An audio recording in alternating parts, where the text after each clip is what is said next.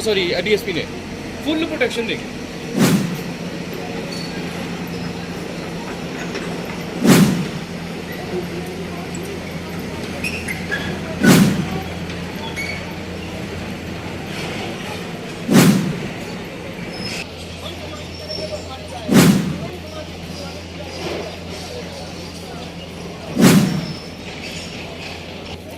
नहीं पता होंदा कि क्या हुआ था उधर हैं बल्कि डीसी ना होंदा कि सारे शहर की तो करो इको बिल्डिंग लपी नहीं तोड़नी है हैं इको बिल्डिंग लपी ये भी तोड़ो ना ये तो अपने सड़क पे कंटेनर खड़ोती ना ये इन्होंने स्पेशल मंगवाई है जम्मू से। ये कोई रोड पे चल के नहीं आई, ये उस पे गाड़ी में रखे आई हुई हैं। ये अगर उसमें रोड पे आती तो इनको तो 4 दिन लगने से जम्मू से इधर पहुंचने में। जैसी साजिश बनाई है इन्होंने ये। नहीं, क्यों आपकी बिल्डिंग को ही टारगेट किया गया? हमें क्या पता, इनको रंजिश है या किसके साथ है, क्यों है, हमें क्या पता इस चीज का।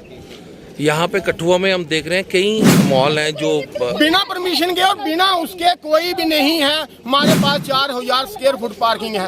बी मार्ट के पास चले जाओ, अपना बहु मार्ट के पास चले जाओ, बी मार्ट इधर चले जाओ, इनके पास वो एक स्कूटर लगाने के लिए जगह भी नहीं है। तो क्या लगता है आपको कि क्यों आपके साथ ही ऐसा किया? हमें क्या मालूम ये इनके पास रंजिश क्यों है, हमें बताना चाहिए ना इनको। ये डीसी साहब, अपना ये तहसीलदार साहब, SHO साहब, AGO साहब, जो मैं बता रहा हूँ, ईओ अगर 10 दिन की छुट्टी जाए, उसकी छुट्टी 3 तारीख को खत्म होनी थी, तो वो 2:30 बजे क्या करने आ गए थे? 2:30 बजे ज्वाइनिंग क्यों डाल दी?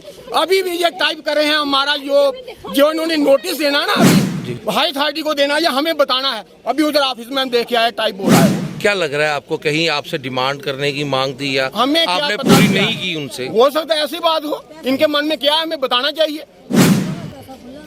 तो क्या समझते हैं आपकी? हम कुछ नहीं समझते, हमें ये इनका करोड़ों का जो नुकसान इनका हुआ है वो हमारा हुआ, वो डीसी साहब ही भरेंगे। मैजिस्ट्रेट किसरी होता है, हमारे नौकर होते हैं ये हमारे नौकर होते हैं। हाँ, ये कोई चीज कोई हो रहा है तो हम इनको सुधारेंगे। ये सुधारने की बात की है उन्होंने। वो सारे डीसी और जिन्होंने मेरे पति को कुछ होगा तो वो जिम्मेवार होंगे। बस सुबह का दिख ही नहीं रहे हैं वो। आपको कब पता लगा इस बात?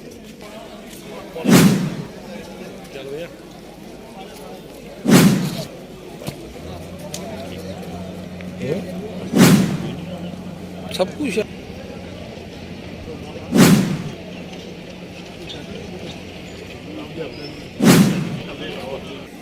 जो आप ये देख रहे हैं इस वक्त, जो प्रशासन है, क्योंकि आप भी म्युनिसिपल कमेटी में हैं और आप भी काउंसलर हैं वार्ड नंबर 20 के, तो आप ये देखिए, जो ये आप ये देख रहे हैं, प्रशासन क्या दर्शाना चाहता है? क्या हमें ये बताइए कि ये जो कार्रवाई प्रशासन के द्वारा हुई है, क्या ये ठीक है कि नहीं? देखिए, मैं इस कार्रवाई को सरासर गलत मानता हूँ। इसलिए नहीं कि ये कोई मेरा रिश्तेदार था या वो था, मेरे साथ इसकी कोई भाईबंदी, कोई रिश्तेदारी, दूर पार का भी कोई रिश्ता नहीं है। लेकिन मैं ये कहना चाहता हूँ कि हमारी शुरू से एक लड़ाई रही, खास करके जब से मैं बात करता हूँ, जब से मैं पार्षद हूँ, हमारी हमेशा लड़ाई रही कि जो चीज़ें गलत हो रही हैं उन पर जो है वो चेक लगाए जाने की ज़रूरत है। अब अगर ये आज तोड़ रहे हैं तो जब इस बिल्डिंग की नींव रखी गई, जब ये बिल्डिंग बनना स्टार्ट हुई, ये रातों रात तो बन नहीं गई।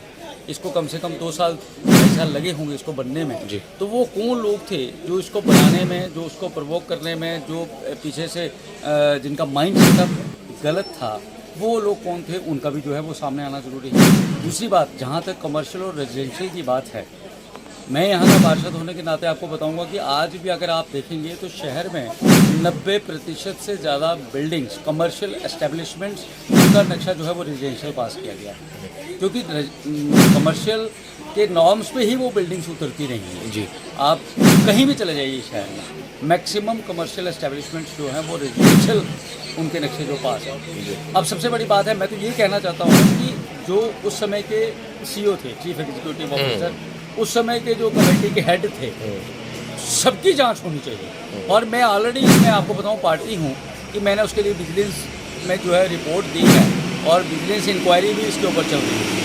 अच्छा, आप किसी का रातों रात नुकसान कर रहे हैं कि कोई आदमी पूरी उम्र की पूंजी, पूरी उम्र का जो उसने कमाया है वो लगाया है, गलत है, ठीक है, वो बात है, लेकिन उसने पूरी उम्र की पूंजी लगा दी, उसका परिवार है, वो कहाँ है?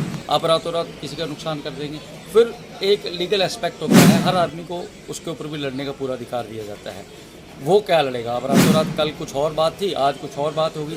इवन म्यूनिसिपल काउंसिल कठुआ, हालांकि हमारा इससे कोई लेना देना नहीं है, लेकिन कल म्यूनिसिपल काउंसिल कठुआ में भी एक रेजोल्यूशन पास हुआ है कि जो बिल्डिंग्स बन गई हैं उनको जो है कम से कम ना छेड़ा जाए और उन लोगों को तंग ना किया जाए। छोटा सा शहर है, बिजनेस भी इतना ज़्यादा नहीं है।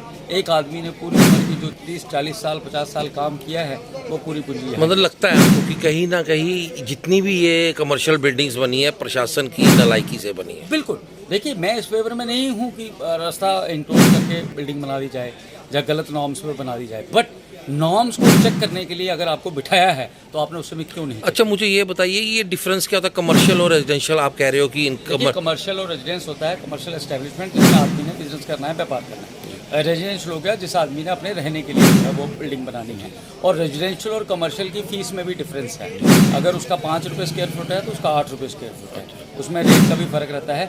बट उसके लिए जो कमर्शियल बिल्डिंग्स होती हैं उनके नॉर्म्स होते हैं कि वहाँ पे इतना रास्ता चाहिए, इतना वो चाहिए, इतनी गली चाहिए, हर चीज़ के इतनी पार्किंग। मतलब ये पैसे बचाने के लिए लोग जो हैं इस चीज़ को मतलब कि मिस यूटिलाइज करते हैं कि कमर्शियल नहीं, होता ही नहीं है। पैसे के लिए वो नॉर्म्स पे ही खरी नहीं उतरती हैं, लेकिन अंदर खाते में उनको पास किया जाता है।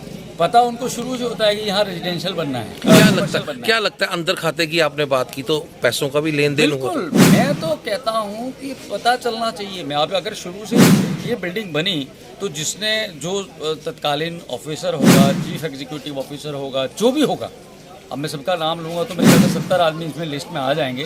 तो मैं ये कहना चाहता हूँ कि उजागर होना चाहिए। देखिए, हमारी तो शुरू से लड़ाई रही है, मैं तो शुरू से इसके लिए लड़ता रहा, शुरू से बोलता रहा। आपने देखा होगा पिछले 3-4 साल से, आप भली बात ही जानते हैं। लेकिन बड़े अफसोस की बात है कि जब ऐसी घटनाएं होती हैं तो ये अंधे बहरों का शहर बाहर आता है, लेकिन उस समय कोई नहीं आता जब एक आदमी गुहार लगा रहा होता है कि गलत हो रहा है, गलत हो रहा है, गलत हो रहा है। अगर उसको उसी समय चेक किया होता तो शायद आज किसी एक आदमी का इतना बड़ा नुकसान नहीं है। मतलब कि पर्टिकुलर एक ही आदमी को टारगेट किया गया, ऐसा क्यों?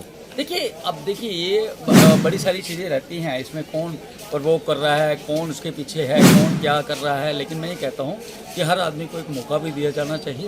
अगर किसी ने गलत किया है तो उसको भी जो है वो सुना जाता है। कोई 2 या 3 लोग थे जो बार बार इस चीज़ को हाईलाइट कर रहे थे, क्या लगता है? वो हाईलाइट करते हैं कि वो किसी ने पैसे खाए हैं, जो वो मैं भी कह रहा हूँ। लेकिन अगर आपने ये मुद्दा उठाया है तो आप में हिम्मत है तो बताइए ना, लोगों के सामने बताइए कहाँ हुआ है। दूसरी बात यह है कि मैं इस फेवर में नहीं हूँ कि एक आदमी जब शुरू से लेकर उसको शुरू में आप रोक दें, जब वो नींव भरता है, प्लेंथ भरता है, जब पहले फ्लोर की दीवारें खड़ी करता है। मैंने आपको एक ही बात कही कि रातों रात नहीं खड़ी हुई है, इसको कम से कम 2.5-3 साल लगे हैं। अब उस 2.5-3 साल में वो कौन लोग थे जो उसको कहते रहे करे जाओ कोई बात नहीं। अब आप क्या समझते हैं जितनी यहाँ पे ये बिल्डिंग्स बनी है उन पे भी कार्रवाई होनी चाहिए या कोई पूछताछ होनी चाहिए, डॉक्यूमेंट चेक किए जाने चाहिए? देखिए, मेरी बात सुनिए, कल भी मैं इस विषय में एक चर्चा कर रहा था। मैं आपको बताऊं कि ये शहर जो था, शहर क्या होता है, पहले एक कमेटी बनती है, उसके 7 वार्ड होते हैं, फिर 11 होते हैं, फिर 13 होते हैं, फिर 17 होते हैं। आज की डेट में कठुआ 21 वार्ड। आज कठुआ म्यूनिसिपल काउंसिल है, कल कमेटी भी थी, टाउन एरिया कमेटी जिसको हम बोलते हैं वो भी थी। अब कहने का मतलब ये है कि बहुत सा शहर, कुछ एरियाज़ ऐसे भी हैं जिस प्रकार से मैं जिस एरिया का पार्षद हूँ, हमारा एरिया आज से 10 साल पहले तो म्यूनिसिपल काउंसिल में था ही नहीं। हम लोग तो जो थे उस लिमिट से बाहर थे, क्योंकि वो नए वार्ड हैं। अब जिसने आज से 25-30 साल पहले वहाँ बिल्डिंग बनाई होगी, उस समय उसके ऊपर टाउन एरिया कमेटी या म्यूनिसिपल काउंसिल के नॉर्म्स रूल्स लागू नहीं होते थे। अब उसने जो बनाया है, आप कल को उसको तोड़ेंगे, वो कैसे तोड़ेंगे? वो बात नहीं बनती है। लेकिन जहाँ है, जो पुराना शहर है, जहाँ पे वो नॉर्म्स शुरू से लेके जब से ये कमेटी का गठन हुआ है कठुआ में, अगर वहाँ पे नॉर्म्स में कहीं ना कहीं गलती हुई है तो वो सिर्फ एक आदमी की गलती नहीं है, बल्कि उन तमाम लोगों की गलती है जो उस समय चेयर पे बैठे थे, जो उस समय चेयर हेड कर रहे थे। और कहीं ना कहीं जो है वो उसमें आप सीधे तौर पर कह सकते हैं कि कहीं ना कहीं लेन देन का मसला भी हुआ होगा, तभी ऐसी चीज़ें हुई। Thank you. सुशील जी, क्या देखते हैं आप एक एडवोकेट भी हैं, क्या देखते हैं इस बिल्डिंग को, ये क्या दर्शाती है बिल्डिंग? ये एक दुर्भाग्यपूर्ण ऑर्डर है कि ऐसा कार्रवाई जो है प्रशासन की तरफ से की गई है। और जब आप इसको सीज कर सकते थे, आप इसको बंद कर सकते थे और उनको प्रॉपर नोटिस दे करके कोई डिसमेंटल का ऑर्डर करते, वो आदमी अपना एप्रोप्रिएट कोई एक्शन करता या इसको खाली करता, किसी तरीके से करते। जिस तरीके से तोड़ी गई है, बिल्डिंग अनसेफ हो गई है, आगे पीछे लोगों के घर हैं, लोगों को तकलीफ हो सकती है और ये मैं समझता हूँ वो दुर्भाग्यपूर्ण उनका डी साहब का ये ऑर्डर है और ये जिसमें किसी प्रकार के नियम को फॉलो नहीं किया गया है। मुझे लगता है, मैं कानून की बात कहना चाहूँगा, हमारे यहाँ पर अगर कमर्शियल को रेजिडेंशियल इस्तेमाल करना हो या रेजिडेंशियल को कमर्शियल में इस्तेमाल करना हो तो किस प्रकार कौन सा कानून बाध्यता आती है, पहले इनको कम्युनिकेट करना चाहिए था कि जनाब ये आपने जो किया है ये फलाने लॉ कानून की फलाने सेक्शन की वायलेशन हो गई है कि you can not use the residential property in commercial property. तो मुझे लगता है कि इस प्रकार के कोई चीज़ों को संज्ञान में लिया गया है और एक दुर्भाग्यपूर्ण है कि इतना बड़ा कदम जो है प्रशासन की तरफ से उठा दिया गया है और मैं समझता हूँ कि ये एक कठुए के लिए एक बहुत दुर्भाग्यपूर्ण हो गया है। अब क्या होना चाहिए? अब क्या होना है, जो बड़े से बड़ा जो कदम था वो उठा लिया गया है। अब इसमें तो क्या किया जा सकता है? अब तो जो भी होंगे इसके देखेंगे इसमें क्या कह सकते हैं।